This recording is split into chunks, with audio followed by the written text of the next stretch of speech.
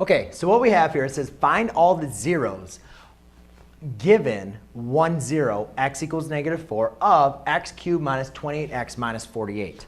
So first thing we need to understand, remember, what are the zeros? Well, the zeros, remember, are your solutions, your root, your x-intercepts. And how do we know that a 0, I guess, is going to, what do we know that a 0 is a part of? Well, remember, a 0, if I said x equals -4, right? That's our 0. We could write that as a factor of x plus 4 equals 0. And remember, that factor, x plus 4, divides. If this is a 0, then the factor evenly divides into our polynomial. So what we could do is we could use long division and divide this binomial into this polynomial to find the rest of the factors. However, we don't have to do that. We can actually use the 0 because remember, if x plus 4 is my factor, my k in my to use synthetic division is going to be -4. So I'm actually going to use synthetic division to help me solve this problem. So I'm going to write my k is actually going to be -4.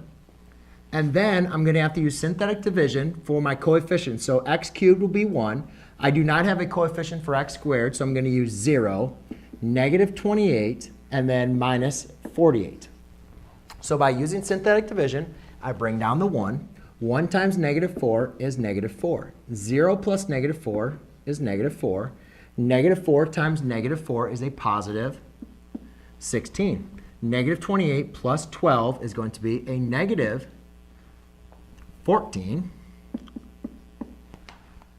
No, -4. What am I doing?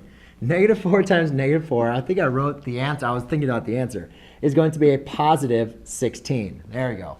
-28 plus 16 is a -12. -4 times -4 is going to be a positive 48. Okay? So then -48 plus 48 is 0. So remember, when I divide my 0, when I divide the 0, or the factor, as we might say, into this polynomial, I get my quotient, which is my answer. So here's my remainder. Since it evenly divides into it, I know that here's my constant, my linear term, and my squared term. So I have x squared minus 4x minus 12. So therefore, I can say my two factors. So I know 1, 0 is -4, meaning the factor is x plus 4.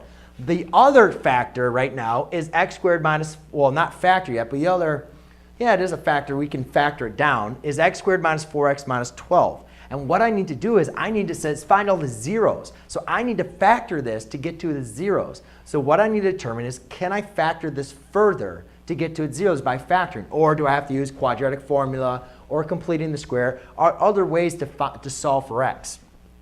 So I'm going to set this equal to 0.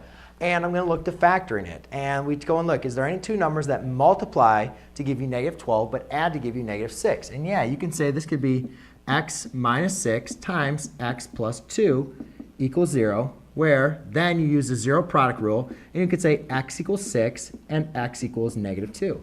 Therefore, ladies and gentlemen, now by using my 0 and understanding that I can write it as a factor, and since it's a factor, it evenly divides into it, I know that since it easily divides into it, I'll get a quotient. And that quotient is going to be my other factor. When factored down, I get the remaining zeros. So my solution is x equals -4, 6, and -2. So there you go. I hope it helped. Thanks for watching.